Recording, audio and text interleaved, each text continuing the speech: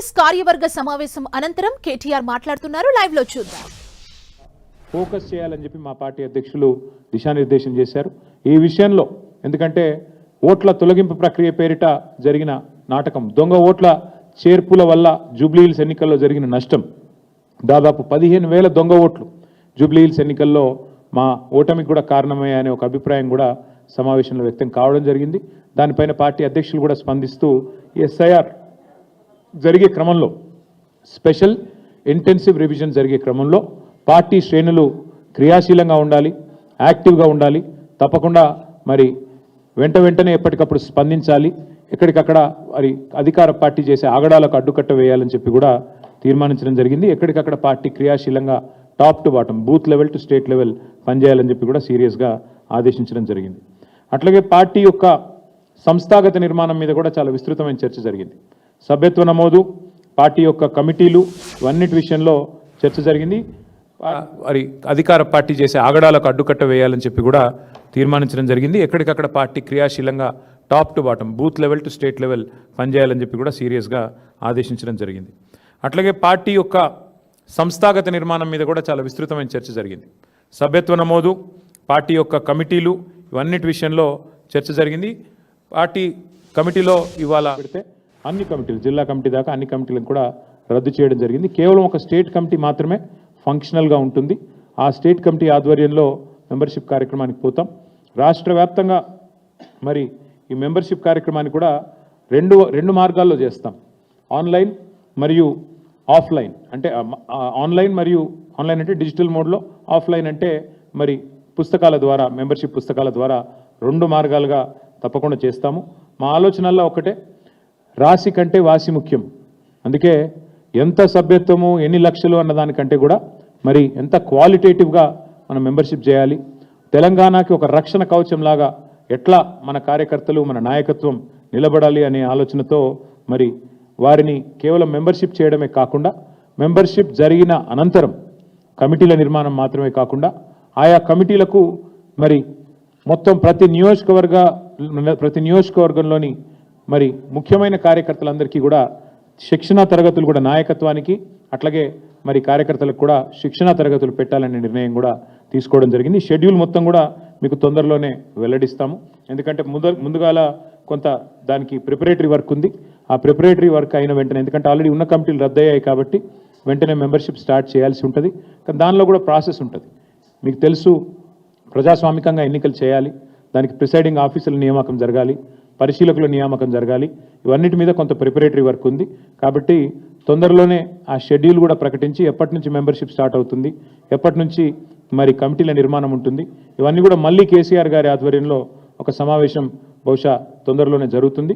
ఆ సమావేశంలో ఆ పుస్తకాలు ఇవ్వడం, మెంబర్షిప్ పుస్తకాలు, ఇంకా మిగతా కార్యక్రమాలు, మిగతా సంస్థాగత నిర్మాణం, శిక్షణా తరగతుల డేట్లు, ఇవన్నీ కూడా అనౌన్స్ చేయడం జరుగుతుంది. అది కూడా తొందరలోనే చేయబోతా ఉన్నాం. ఇక ముఖ్యమైన విషయం ఇంకొకటి కూడా, ఈ రాష్ట్ర ప్రభుత్వం చేస్తున్న అరాచకాలు, ముఖ్యంగా భూదోపిడీ కానీ, ఈ రాష్ట్ర ప్రభుత్వం చేస్తున్న కుంభకోణాలు కానీ, అట్లాగే 13 డిక్లరేషన్లు, 420 హామీలు, అభయహస్తం మేనిఫెస్టో పేరిట ఏదైతే ఇచ్చారో ప్రతి ప్రజా సమస్యని కూడా ఐడెంటిఫై చేసి, ప్రజలకిచ్చిన ప్రతి వాగ్దానాన్ని కూడా ఐడెంటిఫై చేసి, జిల్లాల వారీగా ఎక్కడికక్కడ మరి సమాయత్తమయ్యి ఎక్కడికక్కడ పోరాటాలకు నడుం బిగించాలని చెప్పి కూడా ఈ సమావేశంలో తీర్మానం చేయడం జరిగింది. ప్రజా సమస్యల మీద ఇక నుంచి ఉధృతంగా ముందుకు పోవాలని, ఇక్కడ నుంచే మరి బ్రహ్మాండంగా ప్రజా సమస్యలను ఐడెంటిఫై చేయడమే కాకుండా, ముఖ్యంగా ఇప్పుడు ఉదాహరణకు నేను చెప్పేది, హైదరాబాద్ మహానగరంలో ఎండాకాలంలో కరెంటు సమస్య ఒకవైపు వేధిస్తూ ఉంది, దోమల సమస్య ఇంకోవైపు వేధిస్తూ ఉంది. అట్లాగే మంచినీళ్ళు, ఇవాళ ఎక్కడో కాదు, కేసీఆర్ గారి ఇంట్లోనే మంచినీళ్ళ ట్యాంకర్ పెట్టుకుని నీళ్లు తెచ్చుకునే పరిస్థితి వచ్చింది. అంటే ఈ రకమైన వ్యవహారం ఈరోజు రాష్ట్ర వ్యాప్తంగా ప్రతి ఇంట్లో ఉంది, ప్రతి సామాన్యుడికి కూడా ఇదే కష్టం ఉంది. కాబట్టి ఈ ప్రభుత్వం వచ్చినాక కుప్పకూలిపోయిన వ్యవస్థలు, మరి ప్రజలకు ఉన్న అవస్థలు, ఇవన్నిటిని దృష్టిలో పెట్టుకొని జిల్లాల వారీగా ఎక్కడికక్కడ మరి మా నాయకత్వం సమావేశం అవుతుంది. జిల్లాల వారీగా మా నాయకులందరూ కూడా సమన్వయం చేసుకొని, ఇష్యూస్ ఐడెంటిఫై చేసుకొని ముందుకు పోవాలని చెప్పి పెద్దలు కేసీఆర్ గారు మాకు సూచించడం జరిగింది. సో బ్రాడ్గా ఈ సమావేశంలో తీసుకున్న నిర్ణయాలు నేను మీకు వివరించే ప్రయత్నం చేశాను. వాటి విషయంలో ఏమన్నా మీకు అనుమానాలు కానీ ఇంకేమన్నా ప్రశ్నలు కానీ ఉన్నట్టయితే ఇక ఉన్నవాళ్ళు పోతే కొత్త వాళ్ళు రావాలి కదా బ్రదర్. అంటే టాప్ టు బాటమ్ కాదు Ravi, top to bottom booth committee నుంచి ఇవాళ మొత్తం అన్ని డిస్ట్రిక్ట్ కమిటీల దాకా అన్ని రద్దయినాయి. కేవలం ఒక స్టేట్ కమిటీ మాత్రమే ఫంక్షనల్ ఉంటుంది, ఎందుకంటే అది కూడా రీకాన్స్టిట్యూట్ చేయాల్సి ఉంటుంది తర్వాత. బట్ ఇప్పుడు ఎందుకు లైవ్ ఉంటుందంటే మేము మెంబర్షిప్ పర్యవేక్షించడానికి స్టేట్ లెవెల్ కమిటీ ఉండాలి కాబట్టి వారందరూ కూడా పర్యవేక్షణకు, అట్లాగే ప్రతి నియోజకవర్గానికి అబ్జర్వర్లను, కోఆర్డినేటర్లను కూడా నియమిస్తాం. ఏది మెంబర్షిప్కి, కమిటీలకి. ప్రతి కాన్స్టిట్యున్సీకి కూడా మరి స్పెషల్గా స్టేట్ పార్టీ నుంచే కోఆర్డినేటర్లను పంపిస్తాం కాబట్టి దానికోసం స్టేట్ కమిటీ ఒకటి లైవ్ ఉంటుంది. మిగతా అన్నీ కూడా రద్దయినాయి. ఆ తర్వాత ఇప్పుడు కొత్తగా ఏర్పాటు చేసుకునే మెంబర్షిప్ కార్యక్రమం, ఆ తర్వాత మళ్ళీ మనకి కమిటీలు, ఆ కమిటీల తర్వాత కొత్త జిల్లా పార్టీ అధ్యక్షులు. దానికి ఒక ఫార్మాట్ ఉంది. ప్రిసైడింగ్ ఆఫీసర్ నియామకం చేయాలి, ఎవరైనా పోటీ పడదలుచుకుంటే పోటీ పడవచ్చు, ఆ రకంగా ముందుకు పోవాలి. కాబట్టి ఆ ప్రక్రియ మొత్తం సాఫీగా కొనసాగడానికి స్టేట్ పార్టీ ఆధ్వర్యంలో ఇక్కడ పెద్దలు రావుల చంద్రశేఖర్ రెడ్డి గారు ఉన్నారు, పర్యాద కృష్ణమూర్తి గారు, ఎల్రమణ గారు, ఇంకా చాలామంది పెద్దలు ఉన్నారు. వారందరూ కూడా కూర్చొని కొంత వర్క్ చేసి దీన్ని ముందుకు తీసుకుపోవాలని చెప్పి పార్టీ అధ్యక్షులు ఆదేశించడం జరిగింది. ఎస్ఐఆర్ల విషయంలో మేము ఇప్పటికే అప్రమత్తం అయ్యాము. ఎందుకంటే బీహార్ ఎన్నికల సందర్భంగానే మా టీము, నా ఆధ్వర్యంలో మా గౌరవ పార్లమెంట్ సభ్యులందరం కలిసి మరి చీఫ్ ఎలక్షన్ కమిషనర్ని, 2 ఎలక్షన్ కమిషనర్లను కూడా మేము కలవడం జరిగింది. మా విజ్ఞప్తి మేరకే ఎస్ఐఆర్లో కొన్ని మార్పులు చేర్పులు కూడా వారు చేశారు. బూత్ లెవెల్ ఏజెంట్స్ అపాయింట్మెంట్ కూడా నిజంగా చెప్పాలంటే ఇది బీఆర్ఎస్ ఆ రోజు ప్రతిపాదించిందే. ఇక్కడ ప్రతి గ్రామంలో ప్రతి పార్టీకి నాయకత్వం ఉంటుంది, బూత్ లెవెల్లో కూడా ఉంటుంది. కాబట్టి మీరు మాకు అవకాశం ఇవ్వండి, కొత్త చేర్పులు కానీ ఏమైనా డిలీషన్లు కానీ ఉంటే పారదర్శకంగా చేయండి అని చెప్పి మేము ఆ రోజు ఢిల్లీలో పోయి విజ్ఞప్తి చేశాం. దానికి అనుగుణంగా వారు స్పందించారు, అది మార్పు చేశారు. మేము కూడా బూత్ లెవెల్ ఏజెంట్ల నియామకం ఇప్పటికే దాదాపుగా మరి 90 నియోజకవర్గాల్లో పూర్తయింది. ఇక మిగతా ఒక 20-25 నియోజకవర్గాల్లో పూర్తి చేయాలి. అది కూడా రాబోయే 2-3 రోజుల్లో చేస్తాము. చేసి BLA అంటారు బూత్ లెవెల్ ఏజెంట్లు, అఫీషియల్గా BLO ఉంటారు బూత్ లెవెల్ ఆఫీసర్. వారితో సమన్వయం చేసుకుని పారదర్శకంగా ఈ ప్రక్రియ సాగడానికి మా పార్టీ వైపు నుంచి విజిలెంట్గా ఉండాలని చెప్పి మా పార్టీ అధ్యక్షులు సూచించారు. దానికి అనుగుణంగా ముందుకు నడుస్తాం. రాశి కంటే వాసి ముఖ్యమని నేను అన్నాను. అంటే ఏదో పేరుకి 1,00,000 దాటింది, 2 లక్షలు దాటింది అన్నట్టు కాకుండా చాలా క్వాలిటేటివ్గా పని చేయండి అని చెప్పి మా అధ్యక్షుల వారు సూచించారు. దానికి అనుగుణంగా మా ఆలోచన ఏమి అంటే తప్పకుండా ఎక్కువ ఎంత ఇప్పుడు నాకు రమణ గారికి పోటీ పెట్టుకొని ఆయన 1,00,000 అంటే నేను 1,10,000 అట్లా కాకుండా నిజంగా నికార్స్గా ఎంతైతే మెంబర్షిప్ జరుగుతుందో ఆ పద్ధతుల్లో చేయాలి. ఆ ఎంపిక చేసిన మెంబర్స్ ఎవరైతే ఉంటారో వాళ్ళనే మళ్ళీ కమిటీలో నియమించి క్రియాశీల సభ్యులకి కమిటీలో ఉండే అవకాశం ఉంటుంది. సో ఆ క్రియాశీల సభ్యులు కమిటీలో ఏర్పాటు చేసుకుంటూ టాప్ టు బాటమ్ అంటే బూత్ లెవెల్ నుంచి స్టేట్ కమిటీ దాకా మళ్ళీ పునర్నిర్మాణం జరగాలి.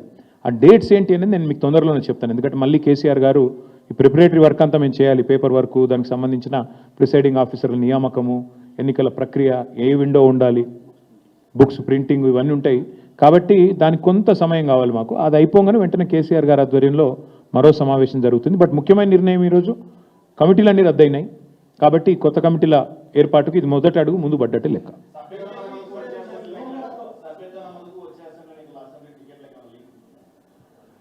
సభ్యత్వ నమోదు కాదు, కానీ పార్టీకి క్రియాశీలంగా పని చేయండి. ఎమ్మెల్యేలైనా కేసీఆర్ గారు ఒక మాట అన్నారు, సిట్టింగ్ ఎమ్మెల్యేలైనా మీరు క్రియాశీలంగా పనిచేయకపోతే మాత్రం పార్టీ అన్ని పరిగణలోకి తీసుకుంటుంది. క్రియాశీలంగా ఉండండి, కార్యకర్తలకు అందుబాటులో ఉండండి, ప్రజలకు అందుబాటులో ఉండండి, సవ్యంగా పార్టీ ఇచ్చిన టాస్క్లు పూర్తి చేయండి అని చెప్పారు. చెప్పడంతో పాటు పార్టీ అన్ని గమనిస్తుంది, రేపు టికెట్ ఇచ్చేటప్పుడు ఇవన్నీ కూడా పరిగణలోకి తీసుకుంటామని కూడా చెప్పారు.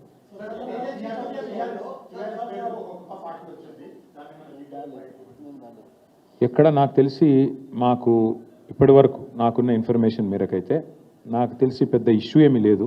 పార్టీలు వస్తుంటాయి పోతుంటాయి, అది పెద్ద ఇష్యూ కాదు. చాలా పార్టీలు వచ్చినాయి, చాలా పార్టీలు పోయినాయి. 25 ఏళ్ళు పూర్తి చేసుకున్న పార్టీ మేము. కాబట్టి మేము ఫోకస్ చేసేది ఈ దేశంలో 25 ఏళ్ళు పూర్తి చేసుకున్న పార్టీలు వేళ్ల మీద లెక్క దగ్గబెట్టే సంఖ్యలో ఉంటాయి. నాకు తెలిసి మన రాష్ట్రంలో అయితే ఒక టీడీపీ, తర్వాత టీఆర్ఎస్, ఇంకే వేరే పార్టీలు ఏం లేవు. ఇప్పుడున్న బీఆర్ఎస్, అప్పుడు టీఆర్ఎస్గా పుట్టింది, ఇప్పుడు బీఆర్ఎస్.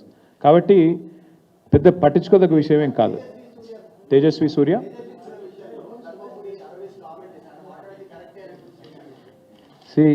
వాళ్ళ పార్టీ ఫిలాసఫీ అది కావచ్చు. ఏమంటున్నా అంటే భారతీయ జనతా పార్టీ పార్లమెంట్ సభ్యులు తేజస్వి సూర్య గారు మాట్లాడితే అందరికంటే ముందు స్పందించింది మా బీఆర్ఎస్ రాజ్యసభ సభ్యులు వద్దిరాజు రవిచంద్ర గారు, దామోదరరావు గారు. వారిద్దరు కూడా వెంటనే ఖండించడమే కాదు, మరి గట్టిగా వారిని నిలదీశారు. అక్కడే పార్లమెంట్లోనే నిలదీసి అడిగారు. నాకు కూడా తేజస్వి సూర్య గారు ఫోన్ చేశారు, బ్రదర్ నేనేదో అన్నాను, తప్పుగా అర్థం చేసుకున్నారు మీ వాళ్ళంటే, లేదండి మీరు మాట్లాడింది చాలా తప్పు, నాకు ఆయనతో గతంలో పరిచయం ఉంది. ఫోన్ చేస్తే నేను చెప్పాను, చాలా తీవ్రంగా చెప్పాను, మీరు చాలామంది హృదయాలు గాయపరిచేటట్టు మాట్లాడినారు, మీరు మాట్లాడింది చాలా తప్పు, విరమించుకోండి, ఉపసంహరించుకోండి, పద్ధతి కాదు.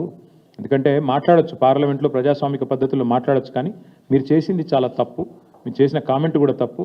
ఇది మీ పార్టీ అభిప్రాయమా వ్యక్తిగత అభిప్రాయమా నాకు తెలియదు, బట్ మీరు మాట్లాడింది మాత్రం అస్సలు కరెక్ట్ కాదని చెప్పి నేను కూడా గట్టిగా చెప్పాను.